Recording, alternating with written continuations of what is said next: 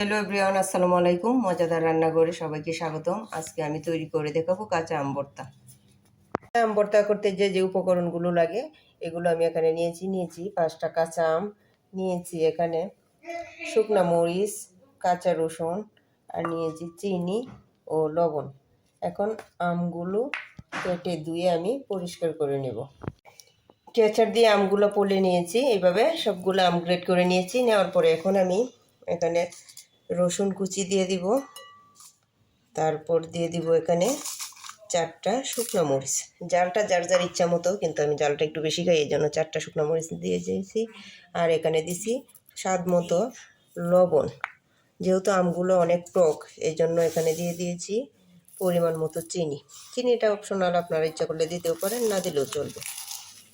আর আমি চিনিটা দিচ্ছি এই জন্য, যেহেতু আমটা টক বেশি, এই জন্য চিনিটা দিয়ে দিয়েছি। এখন আমি সবগুলো একসাথে এভাবে মিশিয়ে নিব।